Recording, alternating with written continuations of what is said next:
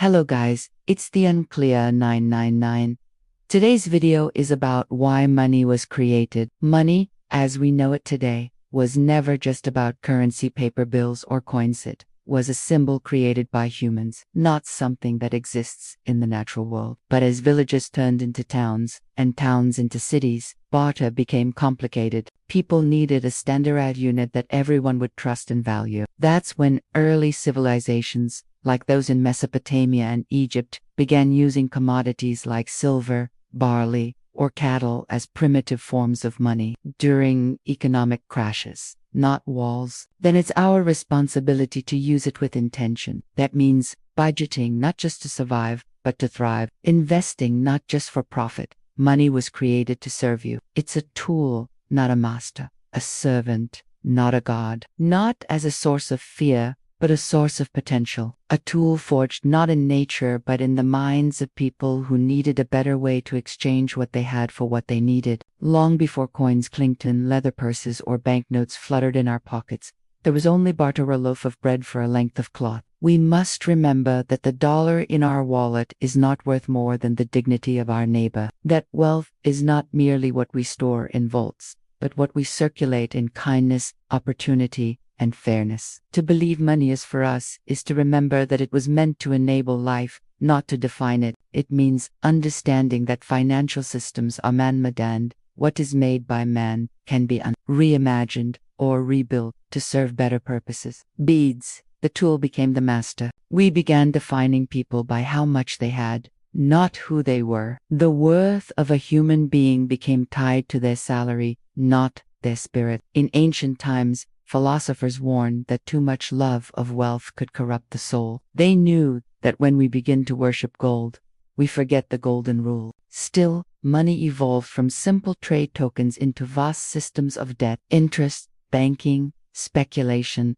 and markets that now influence everything from wars to education, healthcare to housing, marriage prospects to somewhere along the way, the servant stood on the throne, and many forgot it was ever meant to kneel or shiny metal. Because history teaches us that we have always had the power to change what money is for. In Renaissance Italy, money financed beauty: the paintings of Michelangelo, the sculptures of Donatello, the rise of universities and books. In post-war America, money built highways, homes, and dreams. Even now, some use it to fund healing, to build hospitals, sponsor scholarships, feed the hungry, and protect the earth. The same money that builds bombs can also build bridges. The same dollars that fuel corruption can also fuel compassion. It's never been about the money, it's always been about the hands that hold it and the hearts that decide what it's for. Today, it's digits on a screen, numbers in an app, signals moving through fiber optic cables. Yet despite these transformations,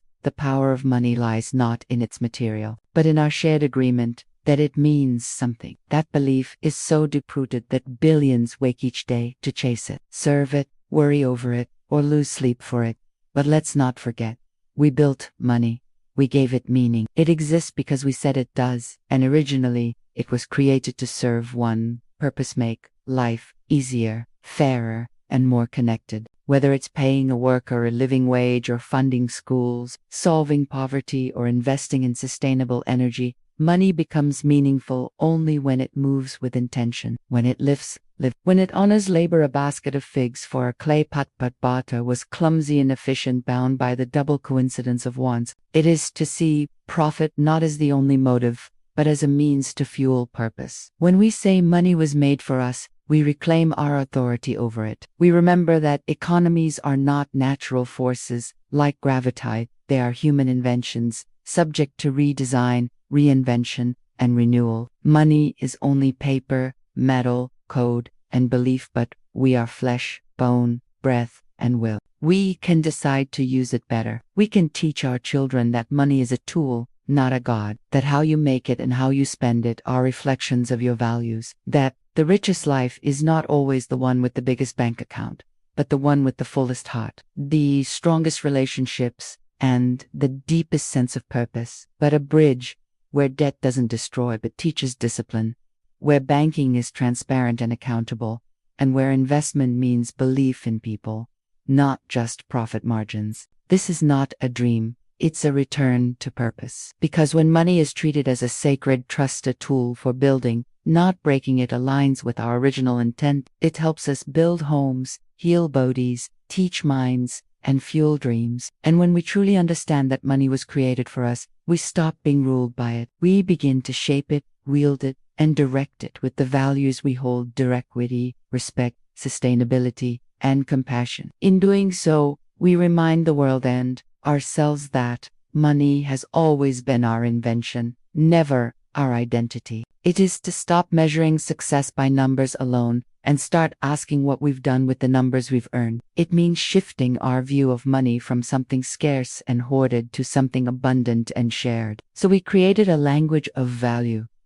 First in shells and beads, then metal and stamped seals, and later, the fiat currencies of today. But in every age, money was merely a placeholder, a promise, a contract. It had no intrinsic power. We gave it power through belief, through trust, through systems of exchange. Let's teach future generations that money is not the purpose of life. It's simply a resource we created to live with purpose. That money was born from human minds and should be guided by human values, that its greatest use is not in accumulation, but in contribution. And when we understand this, we can stop letting money rule us and start letting it serve the life we were meant to live. And like all tools, its value depends on how wisely it's used. The power to reshape your financial story starts with this truth. Money didn't invent you. You invented money. You gave it meaning. You can reclaim it. We began to fear it, chase it, worship it, even fight over it as if money had a mind of its own, as if it could breathe or bleed or bless us. We let it divide us, define us, deceive us. But if money was created for us, then surely it is still within our reach to reclaim that power, to use it not as a measure of self-worth, but as a measure of utility, of contribution, of shared progress. It should be a tool of freedom, not a cage of anxiety, but for a purpose, spending not just to impress others, but to build a meaningful life. It means recognizing that while money can't buy happiness, it can support the things that matter: security, time with loved ones, and peace of mind. But we have to be careful not to confuse financial success with success in life. A person with billions but no joy is still poor in spirit. A person with little but full of love and purpose is still rich in meaning. True wealth isn't measured in numbers, it's measured in how we use the money we have to shape the lives we live, to trade across cultures, not to divide classes. When it's used well, money empowers innovation, education, health, and progress. It funds dreams, protects families, and allows people to live with dignity. But when misused, it becomes a source of greed, corruption, and despair. So the question isn't whether money is good or evil, it's how we choose to use it. Are we the masters of money, or are we its slaves? Do we control it, or let it control us? In today's world, we need to remember that every bill in your wallet, every number in your bank account exists because of us, because of people. We created it. We decide what it means. Wars or inflationary periods, currencies collapse, entire systems we believed in lose value overnight. That shows us that money is fragile. It's not eternal, not universal, and certainly not absolute. It rises and falls based on trust, faith, and collective belief. Bitcoin, crypto, and digital assets prove that in the modern age, thousands of people believe in the worth of something invisible. It suddenly becomes real. Not because it has substance, but because it has consensus. That's all money has ever been, an agreement. And if we can agree to give it value, we can also agree to redefine how we use it. We can return to the idea that money should be a means, not a master. It was practical, at first measured by weight or usefulness. Even then, the system was grounded in human convenience. It was made to simplify life, not complicate it. Unlike water, air, or sunlight, money doesn't fall from the sky or grow from the earth. It's an invention, a social agreement we all decided to believe in. We started to worship money instead of using it. We tied our identity to our bank accounts, our careers to our salaries, and our self-worth to our net worth. We began to ask, how much is he worth?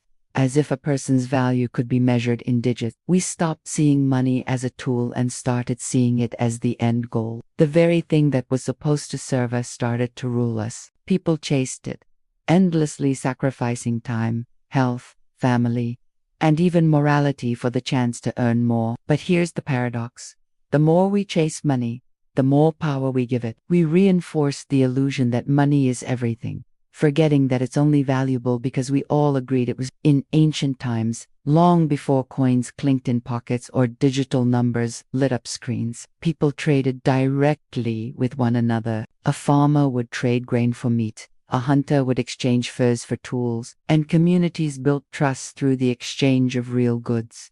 As time passed, money evolved. Governments, empires, and kings realized that if they could control the creation of money, they could also control people, influence behavior, and expand power. Coins, with rulers' faces, were stamped not just to facilitate trade but to reinforce authority. Money became both a tool of freedom and a weapon of control. It allowed people to store value, to save for the future, to buy things they didn't have. But it also introduced inequality, hoarding, and the beginning of economic hierarchy. The irony: the very tool designed to equalize exchange eventually became a marker of status. And yet, throughout all these changes, the core truth remained: money was created by us, for us. It had no power until we gave it meaning. It was invented to serve our collective needs, not to enslave us or determine our worth. But as societies progressed into the modern age, we began to forget that truth. Look at how easily the meaning of money can shift. We created money to build bridges. If money were created for us, so if you've ever felt trapped by money, if debt weighs on you, or if chasing money makes you feel exhausted, remember